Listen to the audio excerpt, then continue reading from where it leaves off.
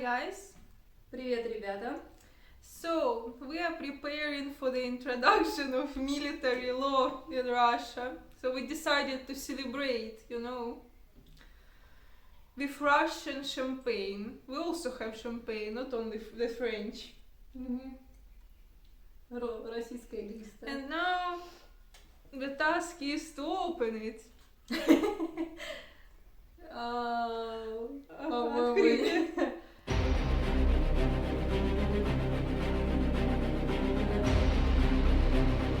Прошло 5 минут. Yeah, just some effort and it's done. So, we live in Russia, we don't have glasses, so we will use cup. Чай. Ти. На здоровье! Как это? Первый тост за здоровье, второй за мир. За мир! For peace! А третий за... Как это? За родителей. За родину. А за родину. За родину! For the motherland!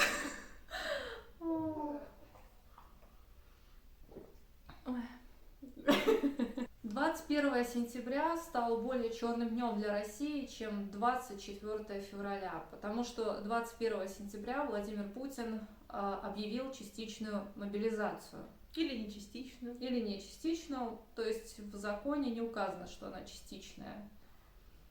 Посмотрим, как это выглядит. So, what does it look like in reality? First, almost every man of suitable age who is in reserves can be called up for military service. And since the military service in Russia is obligatory for all men who are 18 years old, it means that almost every young man can be called for the service. Secondly, Russian system is a complete mess, so even the existing laws don't really work. It means that even people who are not suitable by age or health conditions can be still called up. Now there are almost no diseases that would let men avoid military service. So even if you have diabetes or a pacemaker, you are still not completely, let's say, protected. Поэтому многие мужчины сделали абсолютно инстинктивный выбор, они решили уехать из страны, причем уехать массово в первые, вторые, третьи сутки. И наземные границы с Грузией и Казахстаном встали практически намертво. Пробки достигали 20-30 километров, и на границе назревала гуманитарная катастрофа. То есть люди там оставались без еды, без воды и фактически мерзли ночами.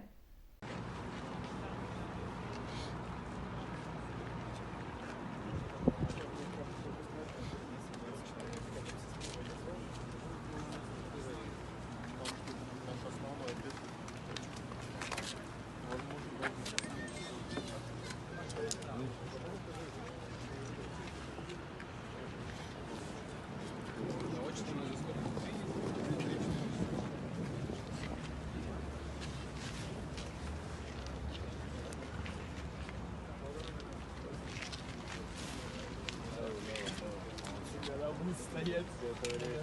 Да,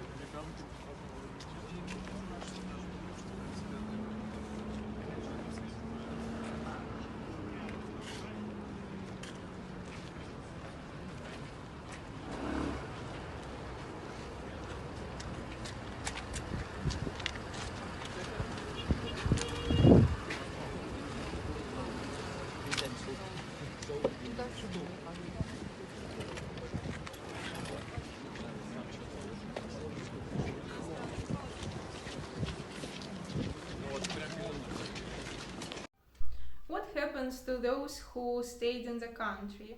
Now regional governors on whom the federal authorities pushed the responsibility on implementation of the plan compete with each other. Who can do it better? Almost all or even all young men were taken from the villages. and the papers calling for military service are given like everywhere. They were handed out on the street, which is illegal. The employees were forced to do it, which is legal, and even communal services employees had to hand out the papers, which is illegal too. People were taken day and night, and naturally, no medical examination was carried out. Many also lack uniforms, and they were obliged to buy it with their own money. Great empire! Есть ли шанс у незаконно мобилизованного человека вернуться домой или не отправиться на эту войну? Да, конечно, есть, но это зависит от усилий самого человека и его семьи.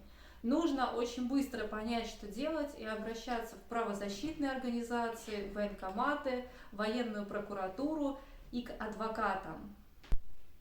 Но пока люди массово не отстаивают свои права, потому что, с одной стороны, всех запугали и рассказали, что если вы не будете подчиняться, то будет только хуже, а с другой стороны, вселили ложное чувство патриотизма, что это война, это защита своей родины. In some regions of the country where the mobilization was especially, let's say, widespread, people started to protest. And these are mostly women. You need to, here the good example is Dagestan. You need to understand that Dagestan is one of the poorest republics and regions in Russia, and losing a man means losing breadwinner. But this problem exists not only in Dagestan, especially considering that there is economic crisis that Russia is gradually going in. So all the burdens are being put on women's shoulders. Such situation our country faced only during the World War II. Why?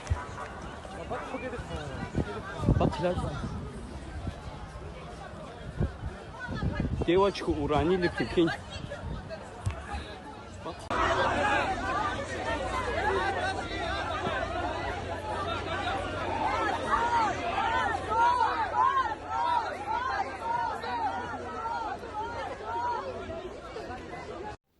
That's also when the last mobilization was held.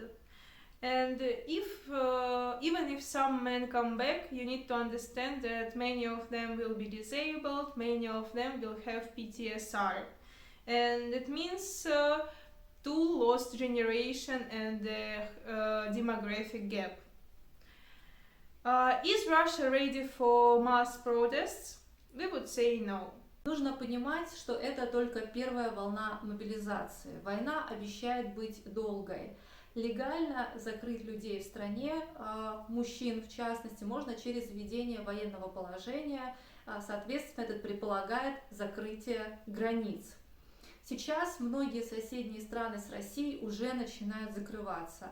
Так, например, в ночь с 29 сентября на 30 закрылась Финляндия.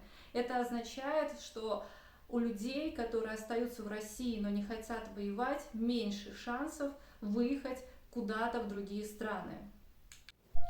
Closing borders by other countries is explained by the fact that Russians have chosen their presidents by themselves, and they are responsible for this. This is a pure manipulation. Many Russians are hostages in their own country. Even if 20-30 million people organize a protest, it will not be enough within a state with a huge territory and 140 million population. Especially considering that the state has a huge military and police machine. But you have the opportunity to talk to your governments and insist that Russians who are seeking for rescue should be given the opportunity to work and live in your countries, instead of getting closed borders. Because on the cone is no less than a human life. В одном из чатов я увидела хороший комментарий русского парня, который спасался от мобилизации, уехал за границу. Ему там написали: «Иди на войну и умри». На что он ответил: «Меня посылают туда не только умирать, но и убивать». а убивать я не хочу. Подумайте над этим.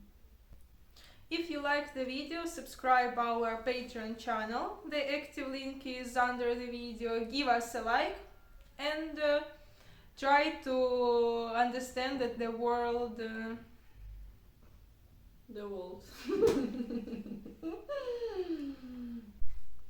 If you liked our video, subscribe our Patreon channel. The active link is under the video. Like our video. And try to remember that the world is not black and white, it has 50 shades of grey. To yours and ours, critical thinking. Пока-пока. Bye!